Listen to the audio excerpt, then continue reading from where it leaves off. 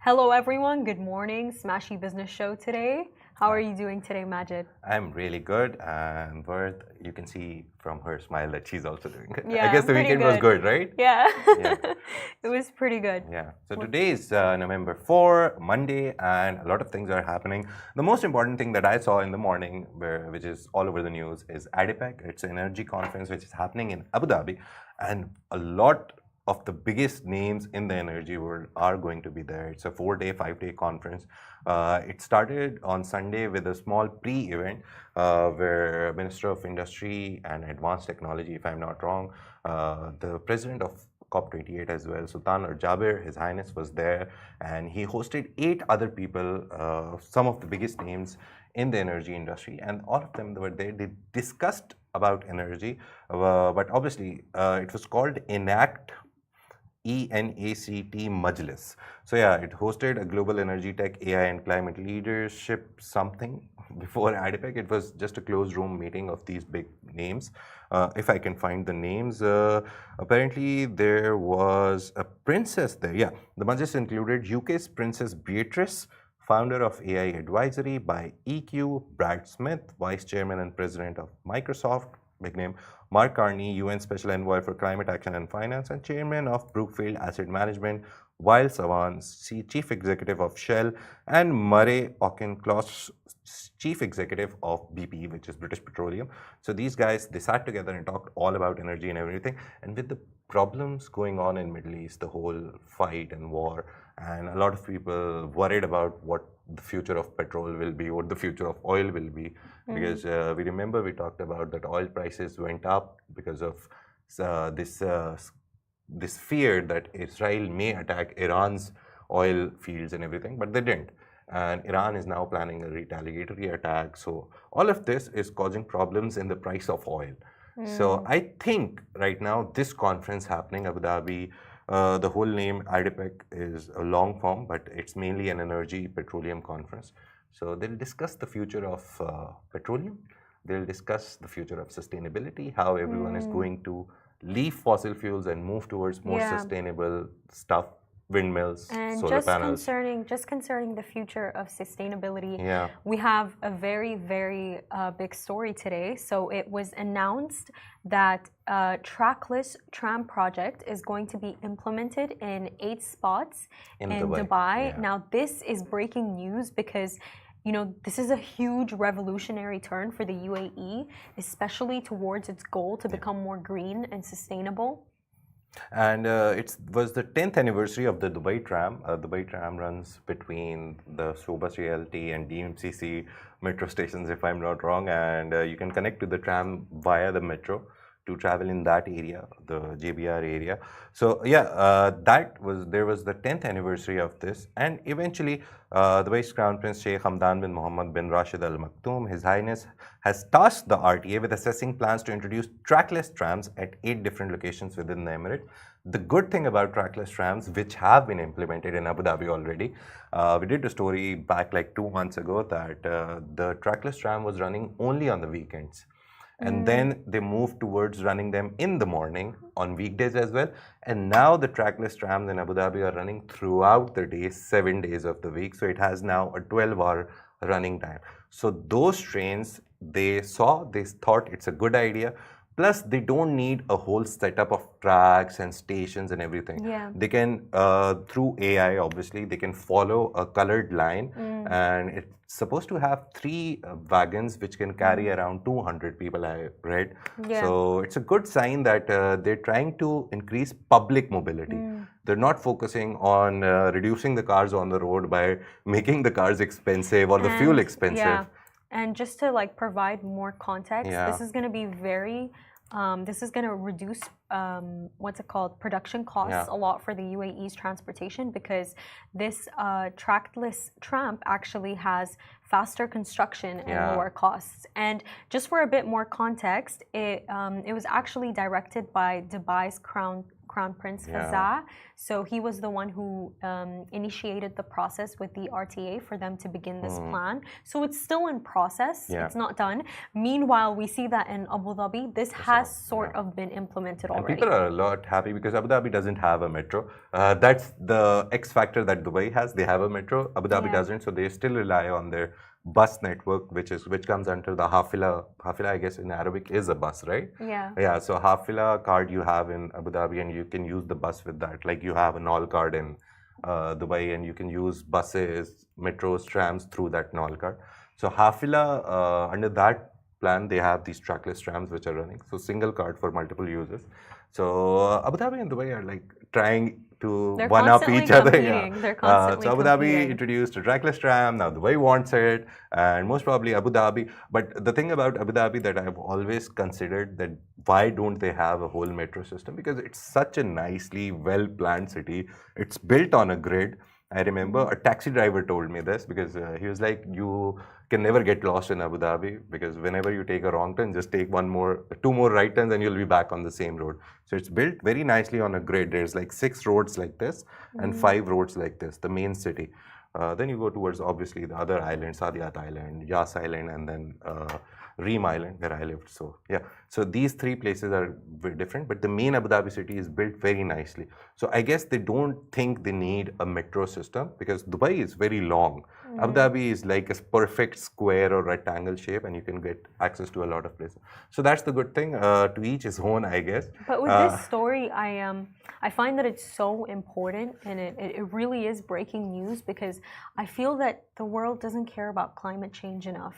And climate change, if we don't come up with a solution for climate change, we risk to lose everything that we've ever built. And I think that often it's overlooked that for climate change to actually be overcome, we need the finance. We really the money is need very the finances. important. It's really important because all of these green projects, of course, they're all very green, but they're all very expensive too. That's the thing about it. It takes a lot of money to build a sustainability project. It's not like just you wake up one day and be like, okay, let's start a sustainability project. The whole infrastructure needed for it is very important. That is why this is one of the greatest signs, good signs, that trackless tram doesn't need such a big building of infrastructure. You can just most probably take one lane on the road and color it so that AI and the whole system can recognize it and just follow that line. Most importantly, the most important part that I think is when you look at the metros and the tram and everything, a lot of people use it. Taxis are not affordable enough for everyone. A short trip would cost you 20-30 dirhams at least. And when you go to metro, the highest price for one-way trip from one corner to the other corner is 7.5. So you can cover like long distances in very low prices. And these things, when they come into implementation stage and we see them running on the road, most probably they'll be valued around this point because public transport is the solution, the immediate solution for sustainability. Then obviously you because everybody uses it. EVs are coming into UAE. We talked about this, the whole EV industry as well on one of the episodes. You can go back and watch all our episodes on YouTube and Smashi.tv. But also recently, me and you, we also discussed how the UAE does have a plan to, finally have a business fund to actually get all of these climate projects on track, and that they should be implemented. Well, not implemented, but other countries are finally going to be held responsible to investing into climate change in the upcoming COP29 in Azerbaijan. So this initiative you talked about, agenda, UAE's Green Agenda 2030 is basically the idea, which is the whole big plan, and under it these small things are happening, these initiatives are happening.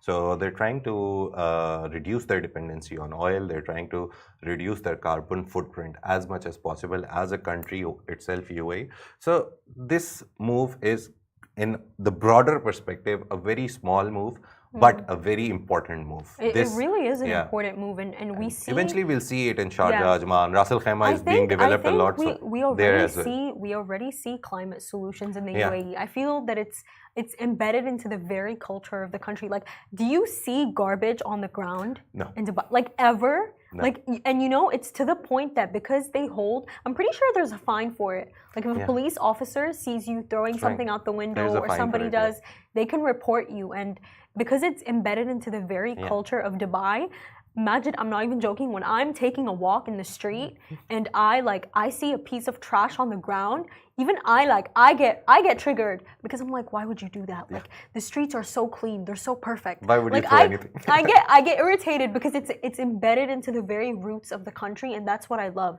They didn't just make it this big project and that they're promising everyone. It's something that they have in like just the small things in the country, the small activities, things as simple as just clean up after yourself. We see a lot of influencers walking with white socks on the roads of Dubai and telling, see, they're still white.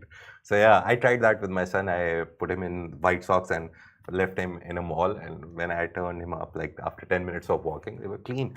So yeah, Dubai is very, very, very particular about these things. I remember just one number before we move on to the next story. We had Tetra Pak's sustainability head in the MENA region come on our show, and he talked about one thing which always will stick with me.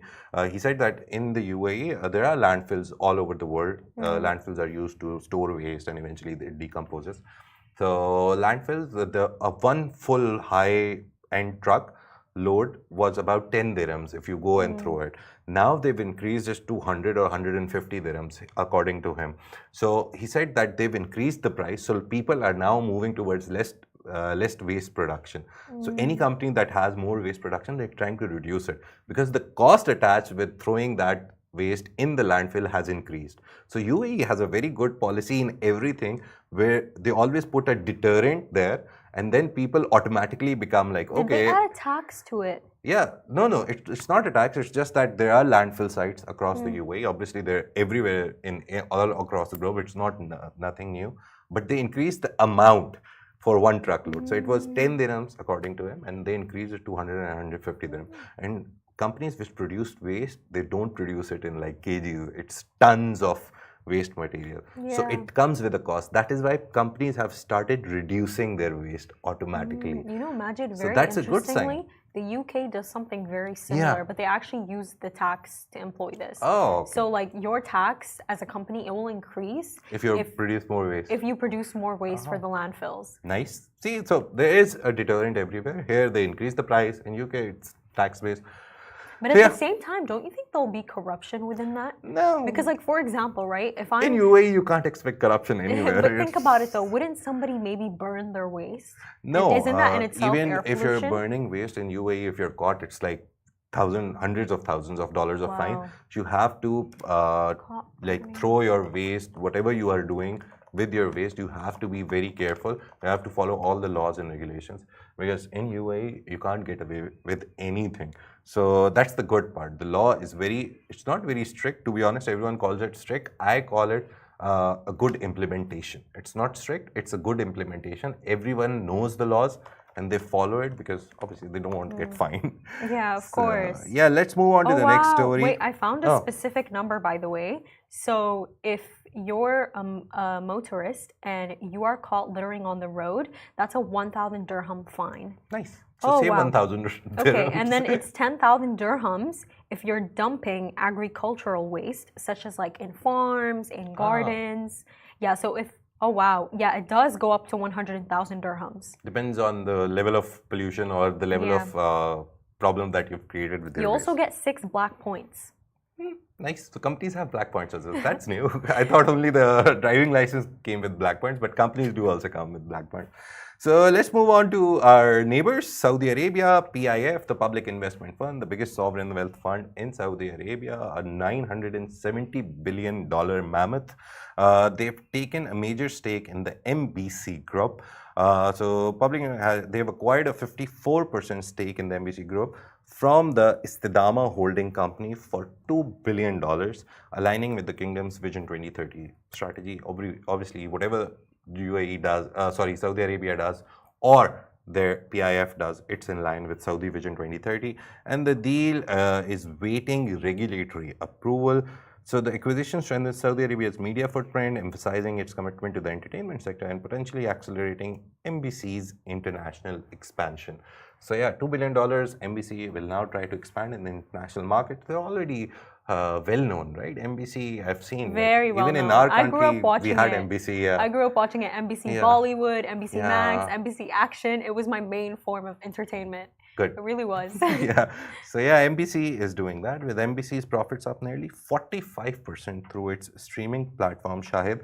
And remember, Shahid is one of the biggest success stories of a streaming platform, originating from Saudi Arabia, or at least we can say the region. They have broken viewership records, they have broken show records. Their shows have been the best with viewership. So this acquisition by PIF could lead to further innovations and stronger regional influence in media. Saudi is now investing in entertainment as well. We talked about it a lot. They have a whole entertainment hub planned in the NEOM project as well, which is again $1 trillion project. $1.5 trillion. I got the exact number. So NEOM, the whole project is $1.5 trillion in cost that the Saudi Arabia has to bear. So yeah, this is one of the news that happened over the weekend. Obviously, we were not there on Sunday. But interestingly, to me, when I take a look at this, why would they do that? Why? I mean, it's a very large investment fund. Why would they acquire 54% of MBC? Because if you think about it, when you acquire, I believe, more than 50% of a company, that means that you are taking over, and you can make the decisions, and they can stand even if the other stakeholders disagree with you. And the way that I think about it, Majid, is by them, buying such a large stake in a very famous entertainment company, I don't just see this as, Saudi Arabia diversifying its economy further. I see it as a form of power. Yeah. Because if you think about it, entertainment influences people. Yeah. Like, have you ever watched a movie, a TV show, and you want to do something in action simply because of something that you watched? Yeah. I truly see this as a form of soft power, and they're taking over entertainment to almost control what people see and what people watch and what they consume. Yeah, the main thing is, see, Saudi Arabia, what I've seen is PIF, it's not just a bank account with $950 or $970 billion. They want to increase the amount, they want to increase its size. So there's two things that you do. You go to startups, you invest in startups, and you hope that they'll scale up to become a unicorn in the next 2, 3, 4 years. They take time though. Yeah, but there is also a very safe bet. You go to companies which are already making profits. So MBT is already making profits. So you go take over, and then you reap the benefits. So if they invested $2 billion over 3, 4, 5 years, next 4, 5 years, they'll make a lot of money from the profits that the company makes. Yeah. So it's a very good idea. It's just basic finance or economics that money makes money. So yeah, this is some of the PIF investments in very well-known established brands is because money makes money. They're doing just that. It's not like a very strategic long-term plan. It's a very simple plan that this is what. And obviously, we talked about it a lot. Saudi investing in Saudi. You remember the FII opening day? The governor of PIF, he clearly said that the outward investment that is 30% of PIF going outwards will now reduce 10%. It will be down to 18 to 20%, and we'll invest that 10, 12% that difference inside. So this is one of the moves that you can relate to that. That FII event, governor of PIF saying that this is going to happen, it's already happening. Also, whenever we talk about any Saudi startup, the recent stories that we did, I saw this. They're always getting investment from their VC funds, which are based in Saudi Arabia. Yeah. So all the startups in Saudi getting funding from their own VCs, the big Saudi PIF investing in Saudi products, Saudi established brands, it's all now coming back to the country. They don't want to go outside. Yeah. Even if they want to, they will go for a very safe, very sure shot profit-making entity. They're not going to just splash their money into everyone now. But they want the people, to be honest, the FII summary for me was, they want everyone to come and now invest in Saudi, not the other way around. Not Saudi splashing money on Sotheby's or some of the big names. But this decision, it's not just an investment into Saudi, because MBC, it's a very famous it's a very famous streaming platform for all Middle Eastern countries and even certain countries in the sub-Saharan Africa. So I do still believe that it's not just money making money. Yeah, it's soft power. Obviously. Yeah, it is. They're implementing control, and I believe that the strongest form of control that you can implement in this day and age, it's over the media. Media. I really do feel that if you control the media, you do control everything because you control the narratives that are being released. I would say it's very simple game. You control the narrative, not like the bad narrative. There is no bad narrative with the Middle Eastern countries, and especially Saudi and UAE. Whatever they say they are doing, there's nothing like dubious involved in it. It's a very simple game that, oh, we have money, we're investing it inside, we're investing it outside as well. So we just want the people to know a good picture. For example, the very recent Invest in the Emirates campaign by the UAE. We placed so many billboards across Europe, everywhere. The main idea is that people there, they should see what UAE is trying to do and come and invest in the UAE. Likewise, Saudi Arabia going into entertainment and media, they will use the platform to send the message out that, oh, we're open for business. They recently changed their ownership laws and some laws basically in Saudi Arabia. So now external people who want to invest in Saudi Arabia, they get more legal help, they have less tax. So they changed the law. They just want to tell the world the door is open, come invest in our country, invest in our startups, invest in our established brands, invest in the Saudi Vision 2030. That's the main idea. So yeah, good for them that they got a product which has a big network, to be honest. MBC is very big, and they can send that message out to the world. And so, just on the topic of Saudi Arabia, last week at FII, the conference held at Riyadh, something really special has happened. So Elon Musk, we've seen that he has X, he has Tesla, and now he is actually raising funds to scale his AI startup, I believe. It's called XAI. And what he did is that at FII, there has been discussions with investors from Saudi Arabia and Qatar to raise about, I believe, $45 billion.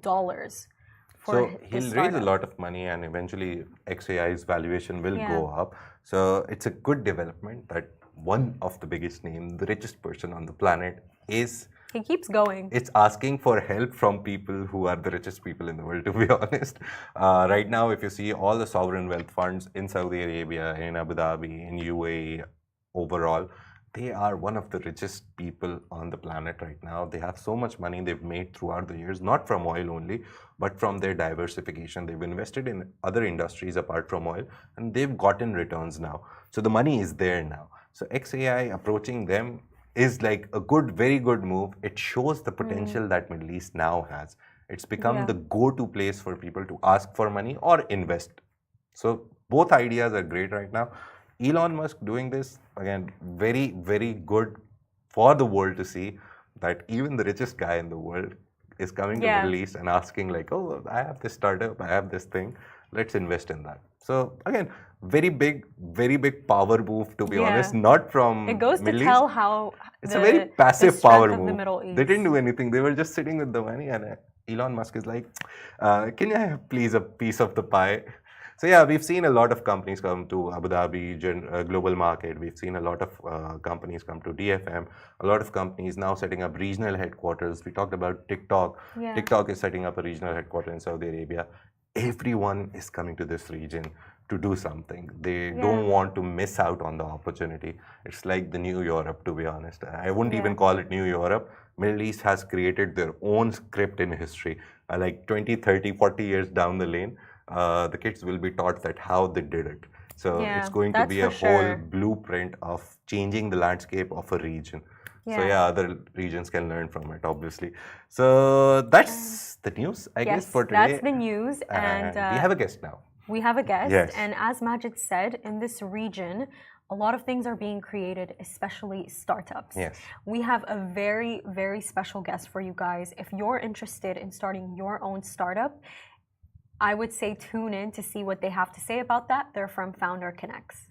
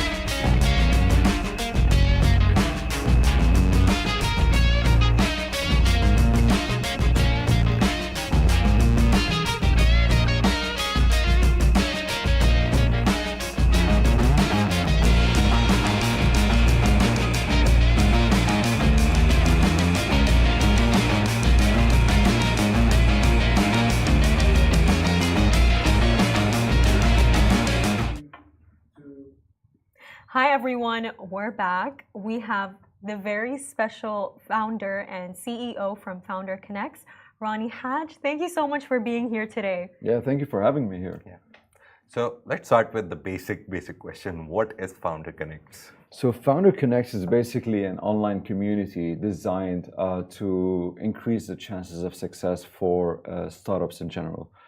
Because we all know, and it's a worldwide statistics, by the way, and not just particularly to this region, that 90% of startups, they tend to fail from the first year.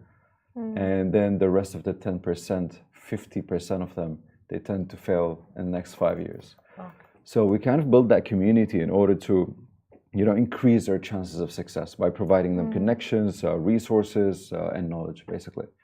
Oh, nice. So how do I register on it? So it's online. It's free to join. Definitely, we do have a paid package in order to maximize, the resources and the knowledge from the community itself. And it's Founder Connects. Yeah. S is on the Connect. Basically, a lot of people get confused with Founders Connect. Yeah. It's founderconnects.com.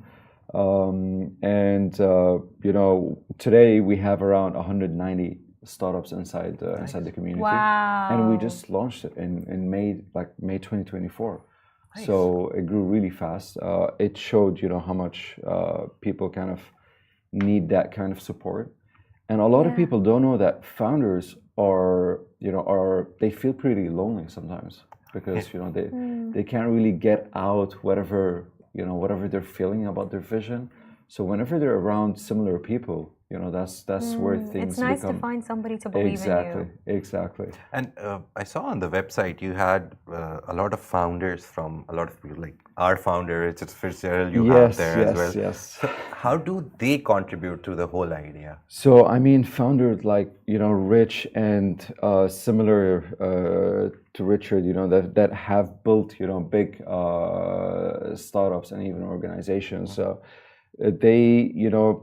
They were kind enough to share their knowledge back and inspire these other smaller startups, because eventually the community was built in order to support the smaller startups at the end of the day, not the big ones that already have a lot of support around them, right? We have a lot of prominent founder figures inside the community that are there because they just want to give back.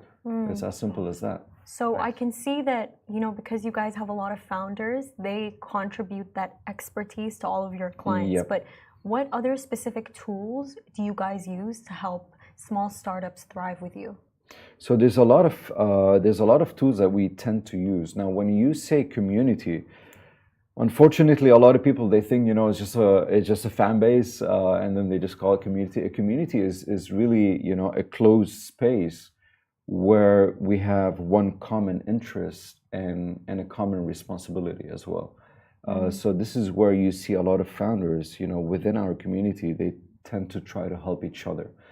And when does it really become a community? When there's that, peer-to-peer-to-peer basically engagement.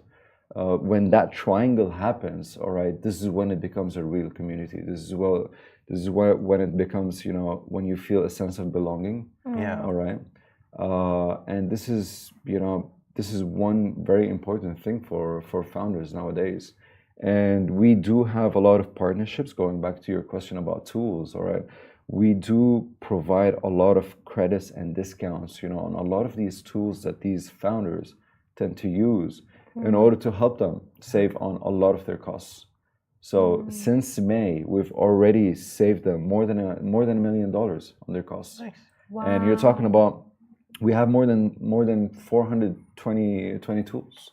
So you're talking about tools from Microsoft, Amazon, any kind of tool, customer support tool, email marketing tools, any kind of tool that comes to mind, because we call it a tech stack, right? Whenever we want to get our startup or our product to streamline things, so there's a lot of tools that we end up paying a lot of money for it, and then you end up realizing after a month, like, whoa, you have $2,000, in expenses just on tools.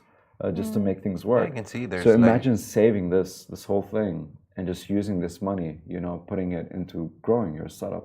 It's like Hootsuite, ChatGPT, Canva, Yep. everything that you even can OpenAI, think of. even OpenAI, we have a partnership with them where they give our members $5,000 in credits, Nice. so they can actually use because AI today is it's the biggest topic. Earlier you were discussing how a lot of startups within the first year they fail. Yeah. What are the specific failures that you believe lead to these? This big downfall, and how do you guys as a company, how do you address these failures?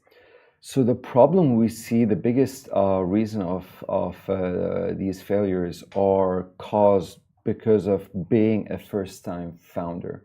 And unfortunately with first-time founders, I always tell some of these founders, don't get blinded by your vision, all right? Don't try to immediately jump on the wagon and build whatever is in your head. And it's human nature. Yeah. We tend to, I fell for this mistake back then. So what happens is we get too excited whenever we have an idea. We start building, and sometimes it can take from a year up to 5 years building a product, depending on how complex your product is, right? And then you end up launching, and then you go like, okay, this is not what I expected. I thought, it's gonna go viral, and things are gonna work out, but that's not the reality. It doesn't happen to everyone. It doesn't happen like that. And the reason why, a lot of these first-time founders believe, or have this wrong perception, is because of media entities. And you're a media entity today, but it's not because there's nothing wrong that you're doing, but because your job is to talk about what's happening around you at the end of the day, and you will only know what's happening around you when there's a success story, right? So you won't know if a founder fails. It's impossible to know. So, and they don't want that story to come out as well. Eventually they don't want that story to come out, right? Yeah, we see a lot of startups who pivot. Sometimes they plan, they get a good start, but then they don't do good and they pivot. Exactly. They never tell the story. They never tell the story. So how would you know, right? As someone that works in the media. So you will only know success stories. So therefore, this is the only thing that's available for you to cover. And a lot of these founders, new founders, this is what they kind of have that perception, of these stories that if they did it, I'm gonna do it. But they don't understand what goes behind of these success stories. There's a lot of sleepless nights, a lot of sweat, a lot of failures that went through it, a lot of pivots. So they just see, the tip of the iceberg, like they say. All right. So the main thing that we're going to talk about, the youth startup program. It's a 12-week, very focused program. Yep. So what does it do? So look, that's the thing. Because of that journey that I just spoke about, right? About first-time founders, as a community, a couple of members, including myself, we joined forces in order to create a program to really empower the youth, all right, by teaching them reality today, right? So we created YSP, which stands for Youth Startup Program, and it's a 12-week program, once a week. It's basically an immersive virtual program. Is as if you're doing it in person, and it was something very, very important for us. So we're like, how can we make it easy for these students to join, all right, without the parents having to worry about all the logistics, dropping them and picking them up. But how can we still hit that feeling of them being able to get the same feeling that they usually get as if it's an in-person workshop. So we're using sophisticated tools in order to achieve that specific purpose, right? So it's not going to happen on Zoom. It's not going to happen on Google Meets. There's way more advanced tools that we're going to be using in order to achieve this. And for us, the mission is basically to help them turn their dreams into startups. But that's what we want them to come out with, right? But there's a much deeper a deeper basically goal that we as instructors, all right, want them to achieve, which is to learn the journey, right? Which is like, we don't want them to go through what we went through, you know, initially. We don't want them to waste 2-3 years building, and then you end up, you know, wasting a lot of money. But what's more important than money is your time that you can't get back, right? So we're like, let's, you know, create something that is really short, all right? We're like, what is the shortest timeline that we can actually get these students to come out with something viable and working, all right? And this is where we came up with that 12-week program. So during these 12 weeks, they're gonna learn, you know, basically the journey on how to come up with your own app, all right? And what it takes to come up with your own app. And the things that you need to do in order not to do the mistakes that usually most first-time founders do, such as start from building. You don't start from building. You start from understanding, you know, the market. You start from understanding, you know, the problem that you're trying to tackle. And then you start asking around, you know, like, hey, I know that there's this problem, but, you know, how do you think I can solve it for you? If I do this, you know, would it stick with you or would it not? And so there's a lot of, you know, going back and forth when it comes to building an app. So this is, you know, this is the deeper meaning or the deeper goal that we want to achieve as instructors during this program. Just, you know, by teaching them reality and by teaching them not, you know, to avoid basically the mistakes that we actually went through previously. They're basically going to broaden their vision, not a tunnel vision of just, I think the idea is good and let's just... No, it's not going to work like that. It's not going to work like that. On the contrary, the whole point is, again, you know, what we want them to come out with is a tech startup, but what we want to achieve as instructors, all right, is literally teach them, you know, the journey, basically. And this journey is what will set them basically and get them ready for the real world. Even if they don't come up with a you know, tech startup at the end of the day, because it depends on the student. How much you put, you know, into this program is how much you're going to get out of it, right? But you will still learn at least, you know, how the journey looks like, what you need to do in order to achieve a specific milestone that you want to achieve. Because that, if you're not going to achieve it today, hopefully you'll achieve it, you know, in the near future. And there's Rony, there's something that you said that really caught my attention. You said that you don't want these students to go through what you went through, and you know, just to add, just so we can all get to know you better. What did you go through? So it's not just about me, by the way. It's about most first-time founders. You know, they just think they're, you know, they have an idea. And today, even if you ask the youth, right, they have that perception, hey, look, you know what, if I have a good idea, I'm gonna, you know, open a business and I'm just gonna become a millionaire. It doesn't work like that. And we all had that perception. Like hope is good though. Hope is hope good, is so but good. reality is even better. Reality is even better, Reality is even better because that's the thing, right? Because if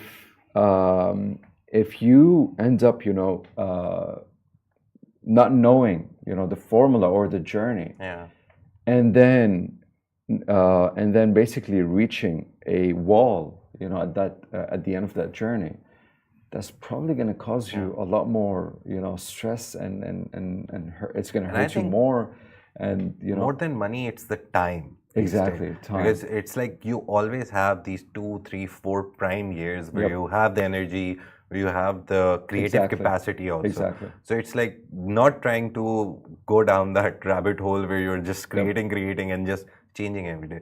Just trying to get the product which is the perfect market fit, which you think you can scale up and everything. So founders, a lot of founders that are there with Founder Connects, most probably they're going to also be teaching in these classes, or so I mean, we're a couple of founders, all right, inside the community that actually, you know, we join forces in order to teach these students. And every single basically founder has it's session-based. We're session-based instructors, right? So we have founders that are specifically, you know, really good at building financial models, for instance, because their app is a fintech app.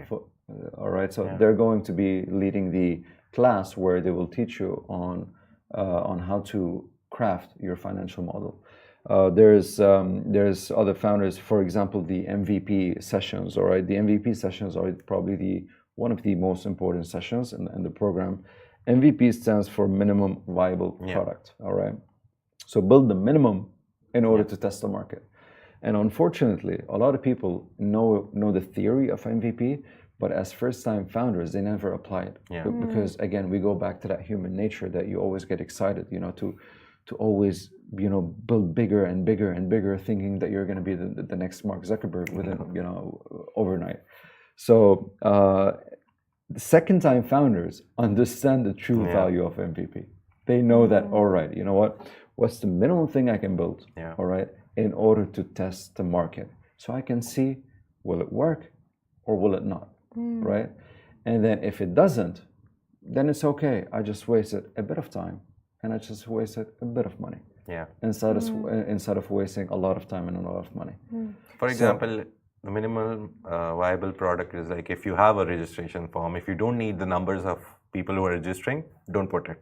If you only need the emails, just put the email. Don't make a field for numbers. So basically, very small example. That's a very, very small example. But literally, it's about, because we have a session to identify the core features, right? All right. So, and during the session, you're going to have to go out there, all right, and ask people and do a lot of surveys and interviews in order to really understand which of these features will be the most important features for these people, all right, so I can launch my MVP with.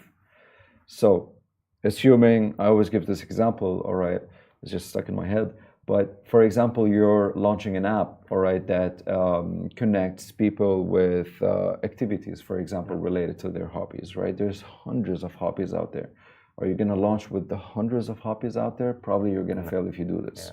So you identify, what are the top 2, 3, 4, maximum 4 hobbies that people are mostly interested in, and then you just launch your MVP with them. So that branding, you guys provide insight for that. So it's not about really branding. It's about really trying to understand, the people that what are people mostly interested in, all right, in order to launch my MVP with. Okay. So if they're into running, gym, maybe swimming, the biggest you'll find the biggest activities. Out of the 100, take the top 5 and just launch with it, and then you can obviously add them. Just to test the market. Because I'll tell you why, if you launch with 100 hobbies, why you'll fail. Because eventually your energy is going to be divided across all these 100. Because eventually you're going to have to start targeting swimmers. You're going to have to target, other hobbies. All right. Other people that are interested in all these hobbies. So that's a lot of work. That's a lot of work for a founder that doesn't have a lot of resources or a big team. So that's why you tend, most of the time you tend to fail. But if you focus all that energy into one activity or only 2 activities, all right, that's where you have a better chance of success. I know startups that started from a WhatsApp group. Nice. Wow. That was their MVP. They just wanted to test out their ideas. They started a WhatsApp group, and it grew into an app. And not long time ago, they raised $4 million for their app. So, and it's working very well. What is it called? It's called GROU. It's in Saudi Arabia. So if you have a market for product, why not start with WhatsApp, right? Exactly. Like whatever, you don't have to really start big. You just have to start. That's it. Whatever it is, you just have to start. Even if it takes a simple form, just put it out there. See if people, like your idea. I just have a question. Being part of the youth community, I've been seeing that there are a lot of companies that promise to help, startups. What makes you guys different? Why should I choose you? Look, there's a lot of great startup bootcamps, by the way, here. All right, and the only difference with YSP, which is a youth startup program, is bridging the gap between the classroom and the real world through our community. Because we are the only ones, or probably from the few people, all right, that have a community, all right, of startups. There are communities of startups, but don't have, a program for the youth. So we're kind of bridging, both of these worlds between the classroom and the real world. So imagine as someone, as a young adult, all right, having access to these people that actually went through it. Yeah. You can ask them online. You can ask them, about their experience. You can ask them about a couple of strategies. All right. So this is what will hopefully make us different. And look, at the end of the day, it's a mindset, right? This whole thing is a mindset. Even for us, for adults, being an entrepreneur is all about a mindset. And imagine empowering, a whole generation of young adults, all right, to be basically less afraid of taking risks and less afraid of failures. And imagine, a whole generation growing up with such a mindset, the possibilities, that they could create, in the future. Yeah. Right? Yeah. So that's, you start a program. Sorry, to summarize, I guess. You offer internships. After that, there's internship opportunities there's as an well. internship opportunity after this program. A community of expertise. And There's a community of founders that you have access to, and it is online, but it's very engaging and immersive.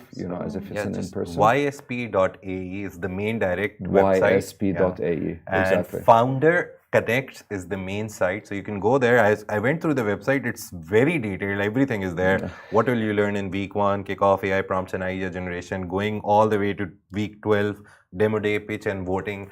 So there's all the details that are available there. And the very, very interesting thing for me in this whole initiative is that people who are actual founders will help you understand what you have to go through as a startup founder. So thank you so very much, Rony, for coming. Thank you so much for coming. Everything you said was very insightful. Thank you The MVP part was my favorite, minimum viable product. Yeah. If I come up with some idea, I'll make the minimum viable product as well. Thank you so much, Give me a call Rony. once you come up with an idea. I will also join the camp if I'm allowed to. There's 2 parts MVP. So there's 2 classes only for MVP. So that's that's how important that's the most important part, right? Thank you so much, Rony. Thank you so much, Word. Thank you so much, everyone. Thank you again for having me. Yeah. Thank you so much for watching, everyone. Don't forget, you can follow us on our newsletter, on WhatsApp, Twitter, Facebook, and also Instagram. If you want to continue learning more about AI startups, you have Founder Connects. You also have Smashi Business. Make sure to tune in for tomorrow.